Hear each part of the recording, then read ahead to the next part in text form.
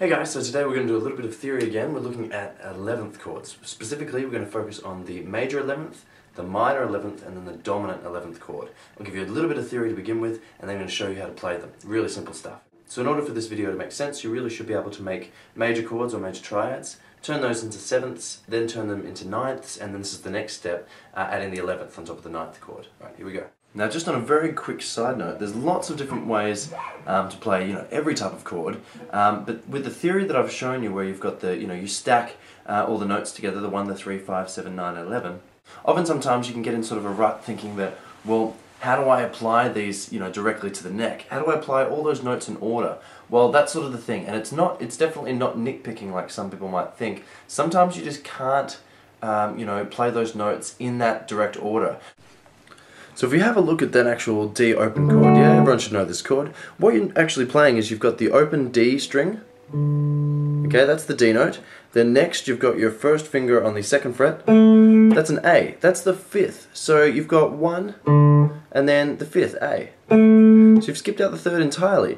Next, with your third finger, you're on the third fret of the B string, that's the octave of the D. So so far you've played 1, 5, 8. And then on the second fret with your second finger on the high E string, F sharp. That's your third there. But is it an actual third? It's still a third, it still makes the chord, but it's past the 8.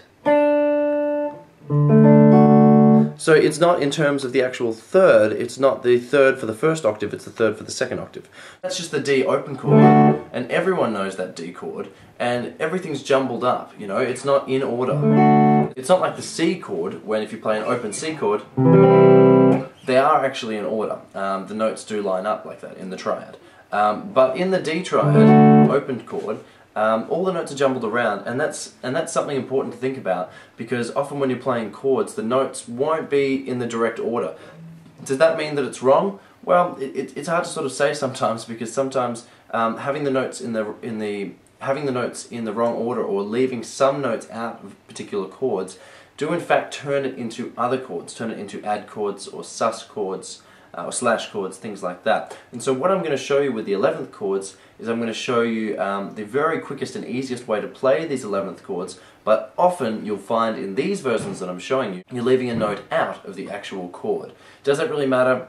It's up to you, but I just need to let you know that I'm showing you the easiest and the quickest versions to play these chords, but there are other versions out there. But as you'll see from when I try and show you how to put in all the notes in the major 11th chord, it can be quite tricky to think of things that way. But here we go. Okay, so let's look at building the first 11th chord. Let's look at building the major 11th. And as I always do, we're going to relate it back to the C major scale. So let's look at the C major 11th chord. So first, write out all the notes in a C major scale. So I've written out all the notes in the C major scale, and we've got the scale degrees underneath. Now, as soon as you get up to the octave of the C, the 8th degree, yeah, you just keep going. So the next, how you would find the 9th is it would just be the D, but an octave higher than the 2nd degree, okay? So we've got that, the 9th. The 10th is just going to be the E, just going to be repeated.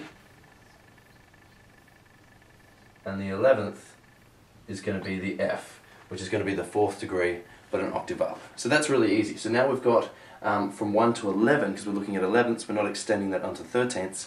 That's all the notes that we're going to use today. And now here's how you work out the major 11th chord. So we're looking at how to make a major 11th to start with. So the scale degrees you want is 1, 3, 5, 7, 9, and 11. And you don't alter them in any way. It's really easy. So really, you just write out the scale degrees for a normal major scale, 1 to 8. You then extend them by adding the 9th, the 10th, and the 11th, and then you just take out the ones you don't need. So we don't want the 2, or the 4, don't want the 6, we want the 7th. The 8th may be in the chord, but we're just going to leave it out just to make it a little bit simpler. You want the 9th, you don't want the 10th, and that's it. So in a C major 11th chord, you've got C, E, G, B, D, and then the 11th, which is the F, and you don't alter them in any way. It's really that easy. Now, if you're playing the chord in different versions, you may actually find that there's there's an octave C, there's the 8th degree that's added in as well, but these are the main scale degrees for a C major 11th chord. Now I'll show you how to play. Now, so you've seen where all the notes are. Here's a ridiculous way of playing all the notes in absolute order, yeah?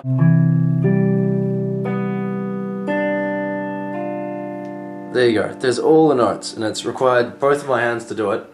I can't even hold the pick in my mouth.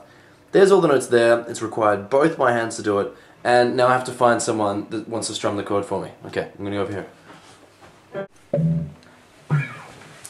Now hopefully from that little demonstration, as ridiculous as it was, you got the idea that sometimes it's just so hard to play all the notes in order, or even just to play all the notes that are in the 3 or 4 or 5 note chord. Yeah, sometimes it's just too tricky. So often you'll find that notes are just not played, or they're played in jumbled up order, just like we found with the D chord that everyone knows, yeah? Sometimes it's just not quite what you think it is. If you're playing piano and you've got all the notes lined up, it's a lot easier, and you've got 2 hands, bang.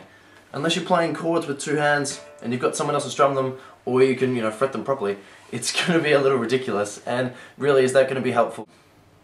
But again, so what I'm just going to show you is, although a lot of these chords, there'll be some notes missing, or they're not going to be directly in the right order, they're still going to have the 11th chord sound, whether it's major, minor, or the dominant 11th chord. It's still going to have that overall sound. They're going to be quite easy to play, and really that's what it's all about. We're just looking at how to create the chords and then how to play them in the easiest sense, but there are other versions, and remember, these are jumbled up and some notes are omitted, so just so you know. Here's how to play the major 11th chord. So we're looking at the major 11th chord, and like I said before, we're just going to be looking at the easiest way to play, and some notes will be omitted, okay? So this is what we're looking at. So all you do is because we're looking at C major 11th, you bar on the 3rd fret, okay, of the 5th string. Great, so that's the bar, yeah? Great, so you're not using that, the 6th string at all. So bar with your first finger all the way down from the 5th to the high E. Great. Then with your second finger, come on to the 4th fret of the G string.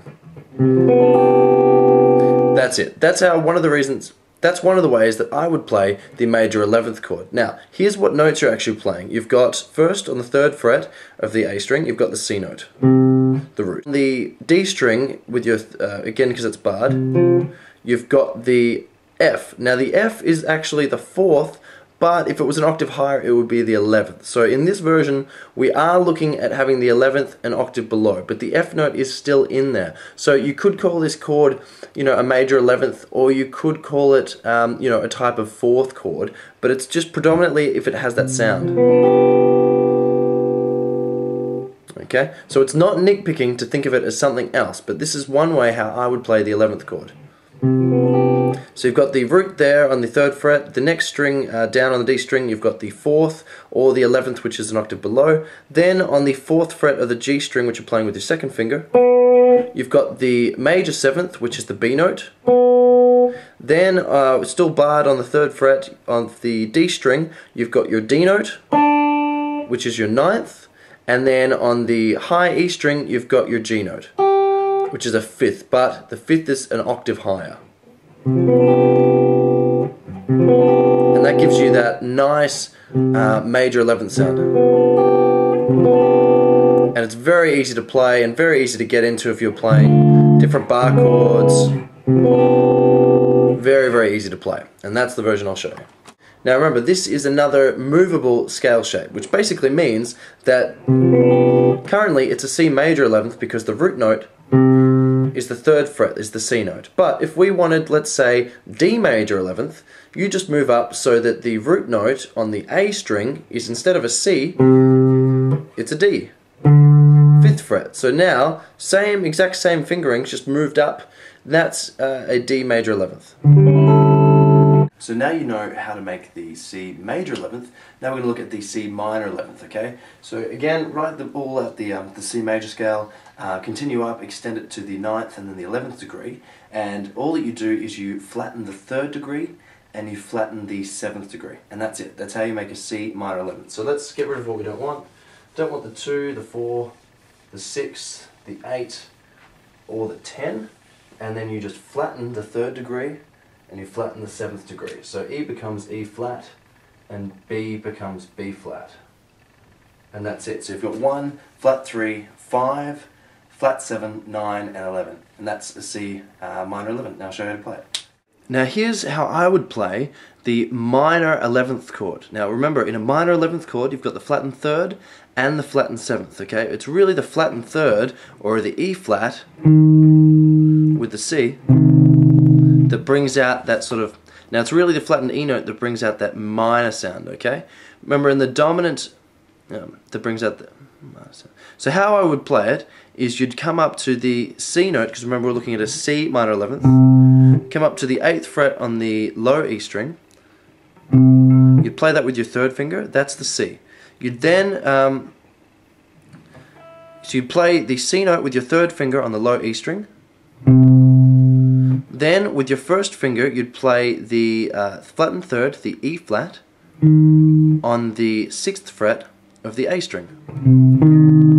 Okay? Then you would skip out the 5th note and play the flattened 7th with your pinky on the 8th fret of the D string. So you've got third finger, first finger, pinky. Great. Okay, so great. So we've got the first part down. So you've got your third finger, first finger, pinky. Then, with your second finger, you reach down and you play the 7th fret of the G string. That's your 9th. That's the D note. Okay, so that's not flattened. So that's your 9th. That's the D note. So you've got third, first, pinky, second. And then how you get the 11th note, the all-important F, is you bar your first finger. So your first finger ends up playing the F, which is on the B string, which is the 6th fret.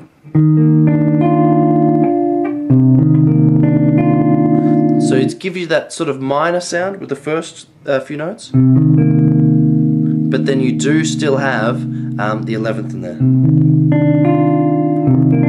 So now we're going to look at the dominant 11th. So you could see on the page C11 or C Dom 11 or C dominant 11. It's very, very easy. It's pretty much like the major 11th, but with one note flat in the 7th degree.